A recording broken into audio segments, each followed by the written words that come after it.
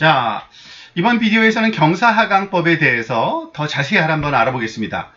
그 경사하강법이 수행하는 작업이 뭔지를, 그리고 이것이 왜 의미가 있는지에 대해서 더 나은 직관을 얻게 되기를 바랍니다.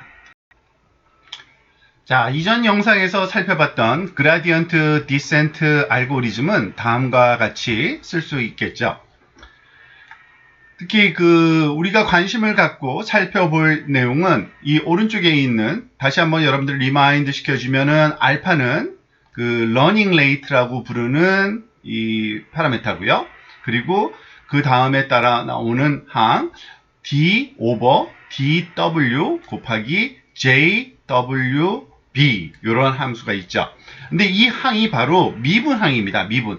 사실 주의 깊게 바라보면 이 d가 왜 d가 아니라 이렇게 되어 있느냐, 구부러진, 보통 이거는 편미분이라 그래서 파셜 d를 표시하는 방법인데, 맞습니다. 이거는 사실은 정확히 엄밀하게 말하면은 편미분을 해야 되기 때문에 파셜 d인데, 우리 수업에서는 별로 그렇게 중요한 그런 개념 같지는 않고요. 그냥 미분이다라고 생각해서 D라고 계속 표현을 하도록 하겠습니다.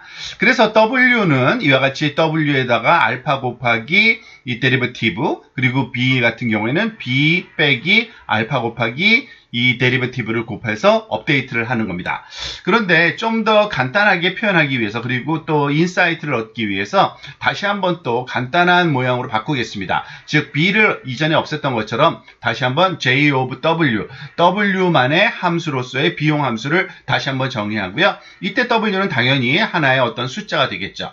그리고 이것을 업데이트하는 그라디언트 디센트 방법은 W는 W 빼기 알파 곱하기 파셜 D 오버 파셜 DW 오브 JW 이렇게 되고요. 이 JW를 최소화시키는 우리가 W 값을 우리가 구하는 것이 그라디언트 디센트의 알고리즘의 목적이고, 그 알고리즘이 수행하는 과정이라고 보시면 됩니다.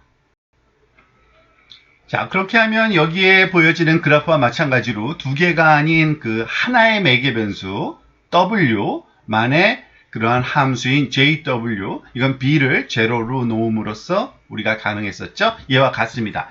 그러면 3차원 그래프가 아니라 이제 2차원, 이러한 볼 쉐입의 아래가 움푹한 이러한 J 함수가, 그래프가 얻어지게 되는 겁니다. 자, 그러면은 이 W의 함수인 이 J 함수가 경사하강법을 수행하면은 어떤 작업이 이루어지는지 한번 차근차근 살펴보도록 하겠습니다. 자, 여기 가로축은 당연히 W, 말하자면 파라미터고요. 그리고 세로축은 그 비용값 J of W입니다. 자, W에 대한 시작값을 우리가 이제 결정을 해야 되는데요. 그냥 임의의 위치에서, 어떤 위치든지 간에 임의의 위치에서 초기화를 해서 활용을 해야겠죠. 자, 일단은 요 지점을 한번 초기값으로 우리가 생각을 한번 해보도록 하겠습니다. 여기에 임의의 초기값 W가 여기에 위치하고 있다고 생각을 하고요. 그러면은 이 함수에서의 위로 올려보면은 이 함수에서의 초기값은 여기 J 값은 여기서 시작하는 거죠. 자, 그런 다음에 경사하강법에서 하는 거는 W를 업데이트 하는 건데요. 어떻게 업데이트를 하는지 아시죠? W를 업데이트할 때 주어진 현재 W 값 빼기 알파 곱하기 여기에 미분항, 이것이 말하자면은 업데이트하는 방법입니다. 그런데 여기 특히 이 미분항이 무엇을 의미하는지를 우리가 아는 것이 중요합니다. 이 미분항은 요 지점, W 지점, 주어진 W 지점에서의 J 값의 미분항을 나타내는 건데, 요 지점에서의 미분항이라고 하는 거는요, 이 곡선을 이렇게 접하면서 지나가는 직선, 보통 이거를 접선이라고 보통 우리가 얘기를 하죠. 접선. 이 곡선을 접하면서 지나가는 이 접선 직선을 이렇게 만들 수가 있고요. 이 접선의 기울기 값이 바로 그 지점에서의 말하자면 미분 값에 해당되는 겁니다. 그래서 이 접선의 미분 값을 얻으려면 우리가 보통 접선 기울기를 구하는 방법은 어떻게 합니까? 너비 나누기 높이 하면은 아니죠. 높이를 이 삼각형의 너비로 나누면 될 겁니다. 아마 그러면은 높이로 나눠주는 거죠, 너비를. 그러면은 이게 1 움직일 때 2만큼 움직였기 때문에 기울기가 아마 2분의 1 이렇게 될 거고요. 결국에는 그 기울기가 요 정도, 요 지점에서의 기울기가 2분의 1임을 알 수 있고, 그리고 요 접선이 오른쪽 위로 향하고 있잖아요. 그럴 때는 이 기울기 값이 플러스 사인을 갖습니다. 그래서 우리가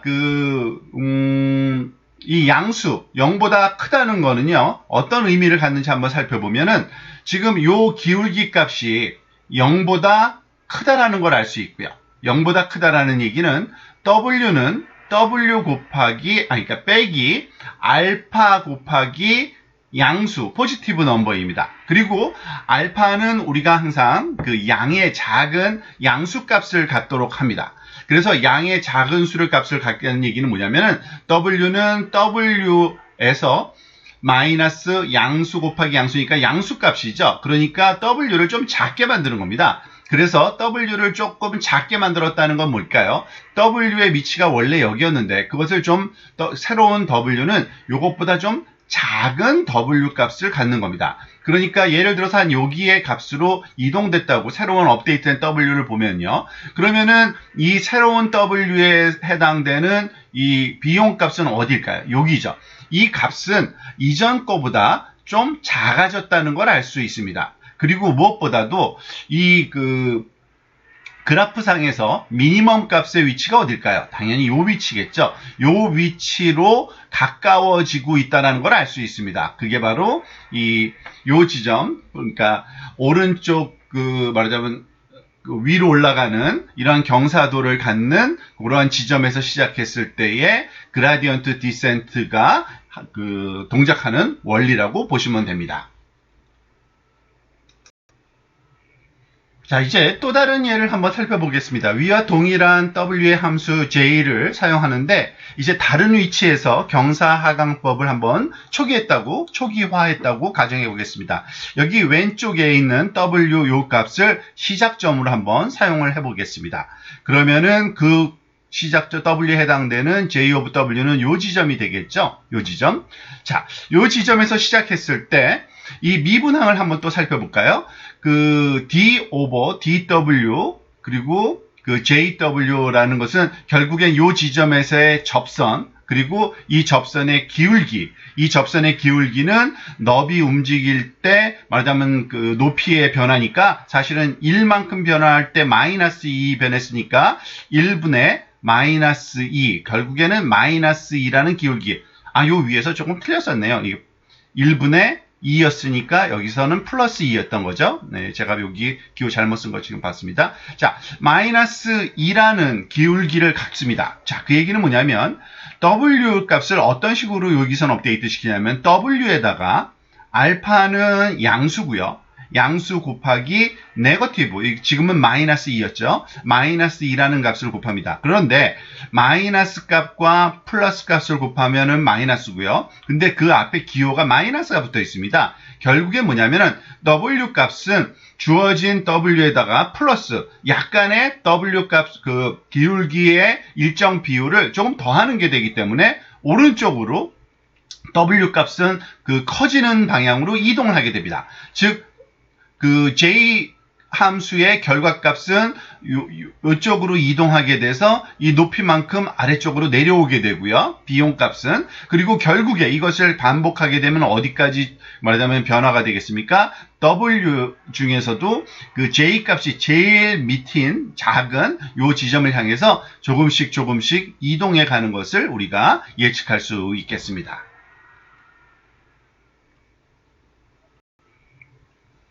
자, 이러한 두 예가 미분항이 왜 필요한지, 그리고 그것이 경사하강법에서 W를 어떤 식으로 변화시켜서 최소값에 가까워지는지 이유를 설명했다고 볼 수 있고요.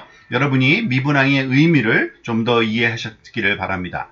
그런데 이러한 경사하강법 알고리즘에서 또 중요한 또 다른 말하자면 변수가 이 알파. 학습률입니다. 학습률. 학습률은 커야 되는지, 작아져야 되는지, 어떤 칙으로 선택해야 되는지 그것에 대해서 좀 판단이 필요한데요. 다음 비디오에서는 이 매개 변수 알파에 대해서 살펴보고 그것이 수행하는 작업에 대해서 또한 직관도 얻게 되는 그러한 수업을 진행해 보도록 하겠습니다.